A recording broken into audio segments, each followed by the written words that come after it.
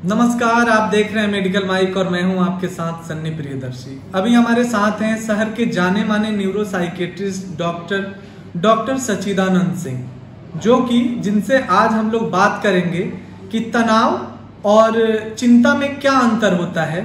लोग जो है इसमें डिफ्रेंशिएट नहीं कर पाते हैं, तो आज हम लोग सर से जानेंगे कि तनाव और चिंता में क्या अंतर होता है और इसके होने के बाद किन किन चीजों का हम लोगों को ध्यान रखना चाहिए। बहुत बहुत स्वागत है सर आपका मेडिकल माइक। धन्यवाद। मेडिकल माइक के दर्शकों को मेरा नमस्कार। ये बहुत ही अच्छा सब्जेक्ट है आज का कि चिंता और तनाव में क्या अंतर है।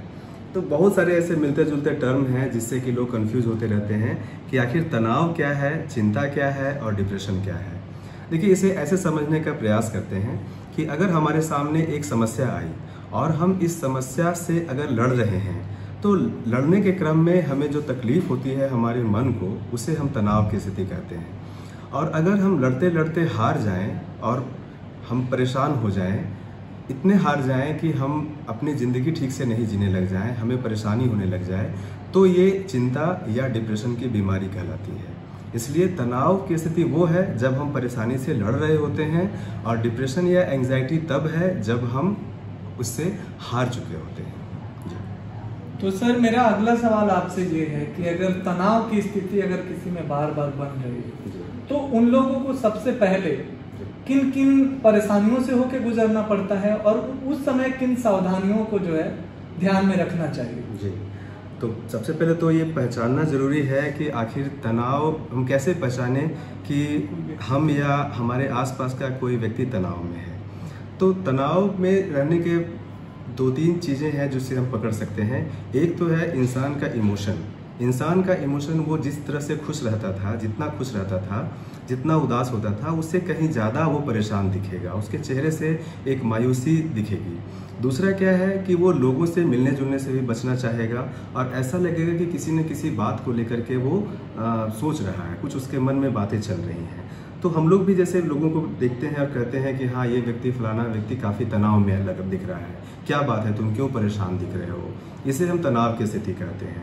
तो हमारे अंदर कुछ चेंजेस आते हैं जिसमें कि हम हमेशा कुछ न कुछ सोचते रहते हैं, कुछ मन में चलता रहता है, और जिसके कारण जो हमारे चेहरे के भाव में या हमारे व्यवहार में या हमारे इमोशनल डिस्प्ले में वो चीज़ें दिखती हैं। इसलिए उसे हम तनाव की स्थिति कहते हैं। अगर तनाव हो रखा है आसपास के किसी व्यक्ति को, तो ऐसी स्थिति में हमें क्या करना चाहिए? तो सबसे पहले तो तनाव की स्थिति को पहचानें। ज़्यादातर कारणों में ये होता है कि हम पहचान ही नहीं पाते हैं कि तनाव का कारण क्या है। तो अगर तनाव का कारण जानना है तो सबसे पहले आपको बैठना चाहिए और बैठ करके सोचना चाहिए कि आखिर सुबह से लेकर शाम तक मेरे मन में क्या विचार चल रहे हैं। उसके लिए एक बहुत ही सरल तरीका है। ये बहुत ही अच्छी बात मैं बताने जा रहा हूँ कि हम लोग रोज़ सुबह अपने घर से ऑफिस के लिए, स्कूल के लिए, कॉलेज के लिए निकलते हैं और आईने में अपना चेहरा देखते हैं कि मैं ठीक लग रहा हूँ कि नहीं, मैं अच्छा दिख रहा हूँ या नहीं।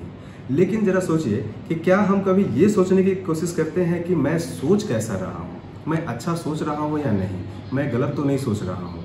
तो अगर आप इन चीज़ों को लिखने का प्रयास करें तो शायद आपको पता चले कि मैं सोचता क्या हूँ।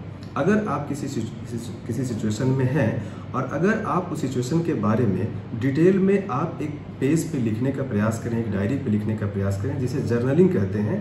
पहले के समय में लोग करते थे, अभी थोड़ा कम हो गया है शायद समय के अभाव में, पर आप एकदम पेपर पे, डायरी पे लिखना शुरू करें कि किस परिस्थिति के कारण क्या क्या सोच मेरे मन में बन रहा है। तो आप शायद अपने तनाव को या स्ट्रेसर को पहचान पाएंगे कि कौन सी बात है जो कि मुझे परेशान कर रही है।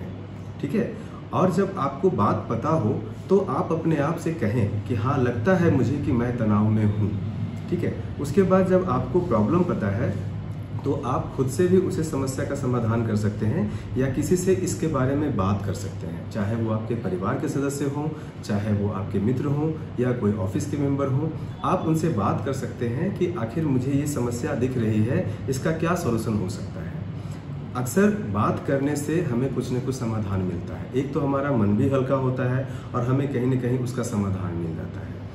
अगर समाधान नहीं भी मिल पा रहा है तो आप बार बार उसे लिखते चले जाएं और लिखने के बाद में 2-4 दिनों के बाद में उस पर प्रैक्टिस करें कि और हम इसमें क्या ढूंढ सकते हैं और इसके क्या ऑल्टरनेट निकाल सकते हैं। तो जब भी तनाव हो तो ऐसा नहीं है कि हमें सिर्फ एक ही रास्ता दिखता है, ठीक है। जैसे मैं एक छोटा एग्जांपल देता हूँ, ये काफ़ी कारगर है कि अगर हम कभी जाम में फंसते हैं, जो कि आम बात है हमारे शहर में, तो जाम में फंसते हैं तो हम अक्सर स्ट्रेस में आ जाते हैं, हॉर्न बजाते हैं, विंडो सीट नीचे कर करके देखते हैं कि कहीं कोई सटा तो नहीं रहा है गाड़ी साइड से, आगे क्यों नहीं बढ़ रहा है, कैसा सिस्टम है, कैसी सरकार है, कैसा सड़क है, कैसी सड़क है।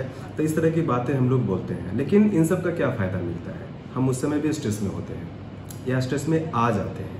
अब जरा सोचिए कि आपके इतना सोचने से या हमारे इतना सोचने से क्या वो जाम हट जाता है? जाम तभी हटता है जब हमारे आगे वाली गाड़ी हटती है या ट्रैफिक पुलिस या सिस्टम हमसे हटाता है। तो हम उसमें बेसिकली कुछ करते नहीं है, झूठ मूठ कर अपना ब्लड प्रेशर बढ़ा लेते हैं। इसका एक ऑल्टरनेट मैं आपको बताता हूँ। क्या ये पॉसिबल है कि जिस समय आप जाम में फंस रहे होते हैं उस समय अपने किसी फ्रेंड को फ़ोन कर लें जिससे बात किए हुए काफ़ी दिन हो गए, वो भी खुश और आप भी खुश। दूसरे, आप थोड़ा सा सीट बैक गाड़ी पे पीछे हो और एक अच्छा गाना लगा करके आप उसे सुनने लग जाएं। अगर आपके साथ में कोई बैठा है बगल वाली सीट पर तो आप उससे कुछ क्वालिटी टाइम स्पेंड कर सकते हैं साथ में बैठे बैठे। इससे आपका अल्टरनेट थॉट जनरेट होता है और आपका किसी और तरफ ध्यान चला जाता है। आप जो तनाव में गुजर रहे होते हैं वो नहीं गुजरेंगे और धीरे धीरे ट्रैफिक स्मूथ होकर के आप आगे अपने मंजिल की तरफ तो बढ़ ही जाएंगे। तो इस तरह से तनाव को मैनेज करने के लिए अल्टरनेट थॉट की तरफ चलना चाहिए। तो शेयर करना है, सबसे पहले एक्नॉलेज करना अपने थॉट को कि मैं तनाव में हूँ, अपने लोगों से बात करना, शेयर करना, और भी कई सारी चीज़ें हैं। जैसे कि एक तो तनाव के कारण बहुत सारे लोग शराब, सिगरेट या और नशीले पदार्थों का सेवन करना शुरू कर देते हैं। तो ऐसा करने से परहेज करें, क्योंकि इससे तनाव और बढ़ेगा, घटेगा नहीं। समय पर सोएं, समय पर खाना खाएं, ये बेहद ज़रूरी है। बहुत सारे लोग तनाव की स्थिति में नींद नहीं आती है और वो लोग मोबाइल पे लगे रहते हैं, उससे और तनाव बढ़ेगा, क्योंकि मोबाइल फ़ोन आपकी नींद को लाता नहीं है बल्कि आपकी नींद को उड़ाने का काम करता है। इसलिए एक विशेष साइकिल है जो स्टार्ट हो जाता है और आप इस उलझन में फंसे रह जाते हैं और या तो चिंता की तरफ या डिप्रेशन की तरफ या किसी दूसरी बीमारी की तरफ चलते चले जाते हैं। जो छोटा तनाव होता है जो आप उसी जगह मैनेज कर सकते हैं, उसे आप आगे का रास्ता दिखा देते हैं। ठीक है, बहुत बहुत धन्यवाद सर आपका मेडिकल माइक में जुड़ने के लिए।